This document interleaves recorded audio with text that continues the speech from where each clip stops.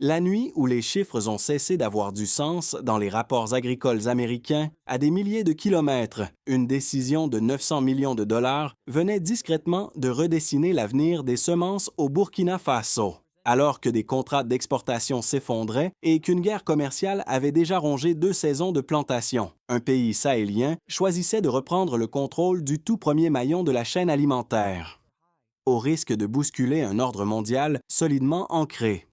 Sous l'impulsion d'Ibrahim Traoré.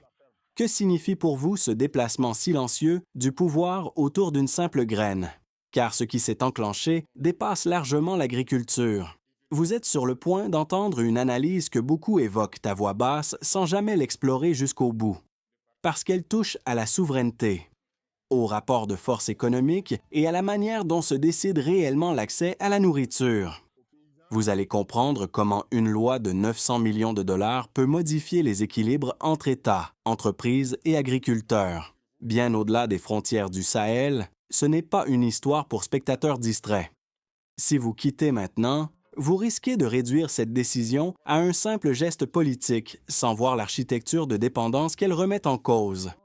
Vous pourriez croire qu'il s'agit d'un débat technique sur des variétés de semences, alors qu'il est question de contrôle, de levier et de négociation internationale. Vous manqueriez la logique stratégique qui relie un vote parlementaire à des mémos échangés dans des capitales lointaines. Et vous passeriez à côté d'un signal qui pourrait redessiner l'avenir agricole d'une région entière. Dès les premières semaines, un constat s'est imposé aux observateurs attentifs. Cette loi n'était pas un symbole isolé, mais le point visible d'un déplacement plus profond, en redirigeant près de 900 millions de dollars vers la reconstruction d'un système semencier local. Le Burkina Faso a envoyé un signal qui dépassait largement ses frontières. Ce chiffre, à lui seul, change l'échelle du débat. Il indique qu'il ne s'agit pas d'un ajustement marginal, mais d'une reconfiguration structurante des priorités agricoles. L'origine du problème remonte à plusieurs décennies, lorsque les semences, dites améliorées, ont été introduites dans de nombreux pays africains avec la promesse de rendements plus élevés, d'une meilleure résistance aux parasites et d'un accès facilité aux marchés mondiaux. Progressivement, ces variétés protégées par des brevets se sont accompagnées d'engrais spécifiques, de pesticides dédiés et de contrats rédigés loin des villages concernés. Ce modèle a normalisé l'idée que la semence n'appartenait plus pleinement à celui qui la plantait. Avec le temps, les pratiques traditionnelles de conservation et d'échange ont reculé. Dans certaines zones, des variétés locales ont disparu en une génération. Les agriculteurs ont vu leurs coûts augmenter et leur dépendance aux fournisseurs extérieurs se renforcer.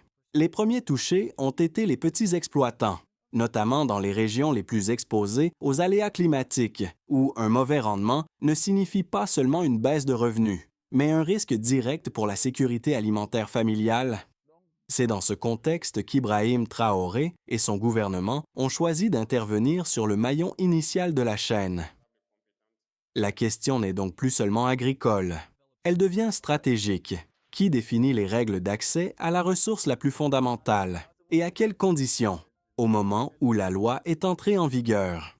Un jeune agronome revenu au pays, après quelques années d'études à l'étranger, a commencé à parcourir les coopératives rurales pour en expliquer les implications concrètes. Il ne parlait pas de rupture idéologique, mais d'équilibre, de résilience et de marge de manœuvre retrouvée. Son rôle n'était pas de promettre des miracles, mais de traduire un texte juridique en décisions agricoles compréhensibles. Dans un village du Nord, il a assisté à une réunion où des producteurs examinaient quelles variétés seraient progressivement abandonnées et lesquelles pourraient être conservées et échangées librement. Une agricultrice, encore marquée par la perte d'une récolte précédente liée à une variété à haut rendement sensible à la sécheresse. À résumer l'enjeu en quelques mots, réduire la dette saisonnière importait autant que maximiser le rendement. Dans une autre localité, un groupe de cultivateurs a comparé les coûts d'intrants avant et après les premiers ajustements. Les dépenses liées aux semences importées et aux produits associés avaient pesé lourdement sur leur budget. La perspective de réintroduire des variétés locales adaptées aux cycles climatiques irréguliers a modifié leurs calculs dès la préparation de la saison suivante. Du côté des autorités, les soutiens d'Ibrahim Traoré ont présenté la réforme comme un pilier d'une souveraineté élargie, tandis que ces critiques mettaient en garde contre d'éventuelles représailles commerciales. Mais à ce stade, la question essentielle demeurait simple et concrète. Qui supportera les premiers chocs si la transition se révèle plus difficile que prévu? Tout a basculé en moins d'une heure. Avant le vote, la plupart des semences dominantes provenaient de variétés brevetées importées. Après le vote, près de 900 millions de dollars étaient réorientés vers des banques de semences locales et un fonds de recherche national. D'abord, le texte est adopté. Les mains se lèvent presque à l'unisson. Quelques abstentions. Pas de sortie spectaculaire. Puis la nouvelle circule. Des radios locales relaient l'information. Dans les capitales étrangères, des appels s'échangent, des notes internes commencent à circuler. Très vite, les réactions s'organisent. Des partenaires évoquent des risques pour la sécurité alimentaire. Des agences de notation mentionnent une incertitude politique dans le secteur agricole. Des juristes examinent la possibilité de qualifier les nouvelles règles de barrières commerciales.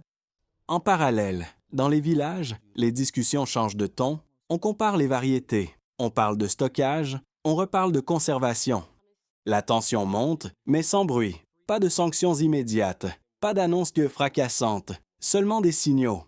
Dans certaines capitales régionales, des délégations agricoles viennent observer l'expérience. Au Mali et au Niger, des syndicats paysans demandent des comptes rendus détaillés. L'idée circule qu'un autre modèle pourrait exister. La phase de déclenchement est passée, la montée en pression s'installe et le véritable test commence. La prochaine saison de plantation dira si la promesse tient face aux réalités climatiques et aux pressions économiques. À ce stade, l'émotion ne suffit plus. Il faut mesurer, il faut comparer. Il faut regarder ce que disent les chiffres lorsque l'enthousiasme et la peur se retirent. Premier repère, l'enveloppe annoncée atteint environ 900 millions de dollars. Ce montant indique un basculement budgétaire massif vers la reconstruction d'un système semencier national, et non une simple expérimentation périphérique. Deuxième repère, dans le modèle précédent, certaines variétés à haut rendement promettaient des performances élevées en conditions idéales, mais exposaient les exploitants à des pertes sévères en cas de sécheresse. Le changement ne vise pas nécessairement à augmenter le plafond des rendements, mais à relever le plancher en années difficiles, ce qui modifie profondément l'évaluation du risque agricole.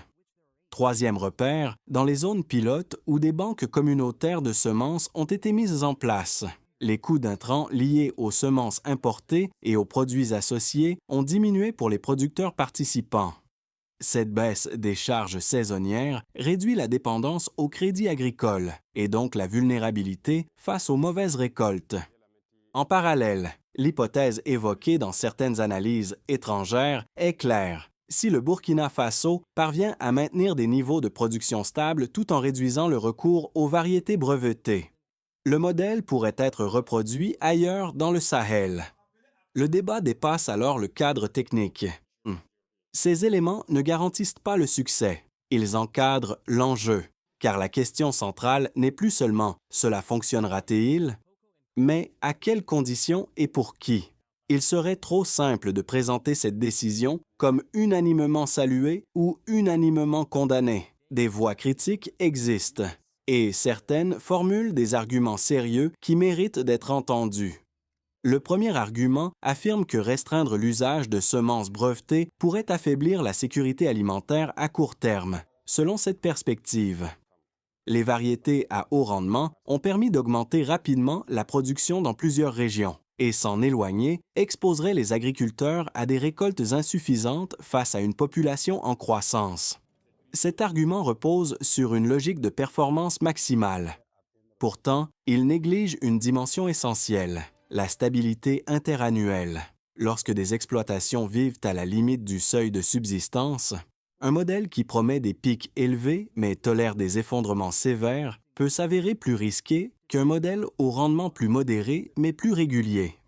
Le second argument soutient que ce type de réforme pourrait décourager l'investissement étranger et isoler le pays des chaînes d'approvisionnement internationales. Dans cette lecture, la protection stricte de la propriété intellectuelle serait une condition d'accès au marché et au financement, là encore. La logique est cohérente. Toutefois, elle suppose que la dépendance aux intrants importés constitue la seule voie vers l'intégration économique. Elle laisse de côté la possibilité qu'un pays cherche à redéfinir les termes de cette intégration, plutôt qu'à s'en retirer totalement. En confrontant ces deux positions à l'expérience de terrain, le débat se précise.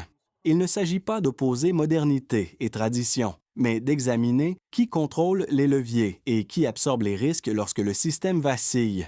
À partir d'ici, le récit change de dimension. Dans les mois qui ont suivi l'adoption de la loi, une évaluation interne a circulé dans plusieurs administrations étrangères si le Burkina Faso maintient ses rendements tout en réduisant sa dépendance aux semences brevetées. Le modèle pourrait être reproduit ailleurs dans le Sahel. Ce constat transforme un choix national en précédent régional. Ce n'est plus seulement une réforme agricole, c'est un test de résilience politique. Dans certaines capitales, la question n'est plus « pourquoi ont-ils fait cela ?», mais « que se passe-t-il si d'autres suivent ?» Des scénarios sont élaborés, des options juridiques sont étudiées, des leviers d'influence sont cartographiés. En parallèle, sur le terrain, des banques communautaires de semences commencent à fonctionner. Des agriculteurs expérimentent des combinaisons de variétés locales adaptées aux cycles de pluie irréguliers. Les résultats ne sont ni miraculeux ni catastrophiques. Ils sont observés, notés, comparés. Le point médian de cette histoire n'est donc pas une explosion spectaculaire. C'est un déplacement silencieux. La discussion se déplace du « peut-on le faire » au « que se passera-t-il si cela tient dans la durée ?» Et à ce stade, ce qui paraissait être un ajustement technique devient un enjeu d'équilibre entre souveraineté, commerce et pouvoir de négociation. À partir de ce moment, les effets cessent d'être théoriques. Ils se diffusent dans plusieurs couches du système. Du côté de l'État, la réforme place les autorités devant une équation délicate. D'un côté, le gouvernement associé à Ibrahim Traoré revendique une marge de manœuvre accrue sur un secteur stratégique. De l'autre, il doit absorber la pression diplomatique, rassurer les partenaires commerciaux et démontrer que la production ne s'effondre pas. Chaque saison devient un test de crédibilité. La stabilité budgétaire et la capacité administrative sont mises à l'épreuve. Pour les entreprises, le paysage change également. Les fournisseurs internationaux de semences et d'intrants voient leur accès réglementé plus strictement. Avec des exigences accrues de transparence et d'enregistrement, les acteurs locaux, eux, perçoivent une opportunité de développement autour des banques communautaires et de la sélection variétale adaptée. Le risque commercial se redessine. Certains flux peuvent se contracter, d'autres émerger. Chez les agriculteurs, l'impact est plus concret. La réduction des coûts liés aux semences importées et aux produits associés allège la pression du crédit saisonnier. En revanche, l'absence de variété à rendement maximal en conditions idéales peut limiter les pics de production. Le compromis se joue entre sécurité et performance. Pour beaucoup de familles, la priorité reste d'éviter l'année catastrophique. À l'échelle régionale, les regards se tournent vers le Burkina Faso. Des syndicats agricoles au Mali et au Niger examinent l'expérience. Si le modèle tient, il pourrait inspirer des ajustements similaires ailleurs dans le Sahel, modifiant progressivement les rapports de force dans les négociations commerciales et d'aide. Ainsi, les conséquences ne se concentrent pas en un point. Elles se propagent, touchant institutions, marchés et foyers, sans qu'aucun acteur ne puisse totalement rester à l'écart. Si l'on projette maintenant les trajectoires possibles, 3 scénarios se dessinent. Le scénario le plus probable repose sur une transition progressive, marquée par des ajustements et des tensions maîtrisées. Les rendements restent globalement stables, sans envol spectaculaire ni effondrement brutal. Les pressions diplomatiques persistent, mais se traduisent surtout par des négociations techniques et des signaux prudents des marchés. Le Burkina Faso consolide lentement ses capacités locales, sans rompre totalement avec les échanges extérieurs. Un scénario plus optimiste suppose que les investissements dans les banques de semences et la recherche sur les variétés adaptées produisent des gains de résilience visibles. Les exploitations supportent mieux les années climatiques difficiles. La réduction de la dépendance aux intrants importés améliore la balance commerciale agricole. Dans cette hypothèse, l'expérience associée à Ibrahim Traoré devient une référence régionale et encourage d'autres pays à tester des approches similaires. À l'inverse, un scénario défavorable verrait une succession de mauvaises récoltes, une gestion administrative insuffisante ou un choc externe amplifier les critiques. Les partenaires commerciaux pourraient durcir leur position. La confiance des investisseurs s'éroderait. La réforme serait alors présentée comme imprudente, ce qui limiterait sa diffusion. L'enjeu n'est pas de prédire avec certitude lequel de ces chemins s'imposera, mais de comprendre que chacun dépend de décisions concrètes, de capacités institutionnelles et de conditions climatiques réelles. Après avoir examiné les faits, les chiffres et les scénarios, une question plus personnelle se pose. Que signifie cette évolution pour celui ou celle qui observe cette transformation depuis l'extérieur ou qui en subit les effets indirectement? Pour ceux qui suivent de près les dynamiques géopolitiques et agricoles, comprendre ce dossier offre un avantage analytique réel. Il permet de lire différemment les annonces officielles, d'anticiper les tensions commerciales et de saisir les signaux faibles avant qu'ils ne deviennent des crises ouvertes. Restez attentif aux indicateurs de production. Aux décisions réglementaires et aux réactions des partenaires devient une forme de préparation intellectuelle. Pour ceux qui ne sont pas directement impliqués dans l'agriculture, l'impact peut sembler lointain. Pourtant, les fluctuations des prix alimentaires, les ajustements budgétaires ou les réorientations d'aide internationale finissent souvent par toucher l'emploi, le pouvoir d'achat ou la stabilité régionale. Se tenir informé aide à réduire l'effet de surprise lorsque ces dynamiques se traduisent en conséquences économiques plus larges. Enfin, pour ceux qui considèrent que cette question ne les concerne pas, l'histoire rappelle qu'ignorer les transformations structurelles n'empêche pas leurs effets de se manifester. Comprendre les mécanismes à l'œuvre n'implique pas de prendre parti, mais de ne pas être pris au dépourvu lorsque les équilibres changent. Dans tous les cas, saisir les enjeux aujourd'hui renforce la capacité d'adaptation demain. Une réforme de cette ampleur ne peut pas reposer uniquement sur un symbole politique. Elle exige une mise en œuvre précise, mesurable et progressive. Première étape. Au niveau central, les autorités doivent garantir la transparence des fonds réorientés vers le système semencier local. Les budgets alloués aux banques communautaires, à la recherche agronomique et à la formation doivent être publiés et audités régulièrement. Les indicateurs de suivi peuvent inclure le nombre de banques opérationnelles, la surface cultivée avec des variétés locales enregistrées et l'évolution des coûts d'intrants pour les exploitants. Sans ces repères, la crédibilité s'érode rapidement. Deuxième étape, les institutions techniques et les acteurs économiques doivent traduire la loi en pratiques concrètes. Les universités agricoles peuvent intégrer des modules sur la sélection participative et l'adaptation variétale au changement climatique. Les coopératives doivent structurer les circuits de conservation, d'échange et de distribution des semences. Les résultats peuvent être évalués à travers la stabilité des rendements sur plusieurs saisons et la réduction mesurable du recours au crédit saisonnier. Troisième étape, les agriculteurs et les communautés jouent un rôle décisif. Conserver, tester et documenter les performances des variétés locales exige une organisation collective. Les progrès peuvent se mesurer par le nombre de producteurs formés, la diversité variétale maintenue et la baisse des situations d'endettement liées aux intrants importés. Enfin, à l'échelle régionale, un dialogue technique entre pays du Sahel permettrait d'échanger données et bonnes pratiques, car une réforme durable ne se proclame pas. Elle se construit dans la durée et se vérifie sur le terrain. Au début de cette histoire, un agronome expliquait calmement à des cultivateurs comment une loi pouvait modifier leur manière de planter. Ce moment, presque ordinaire, résume le cœur du débat. Depuis cette réunion, sous un ciel poussiéreux, jusqu'aux discussions feutrées dans des capitales lointaines, le fil conducteur n'a pas changé. Qui décide de la première étape de la chaîne alimentaire? Le parcours a mené d'un vote parlementaire à des analyses stratégiques, puis à des choix concrets dans les champs.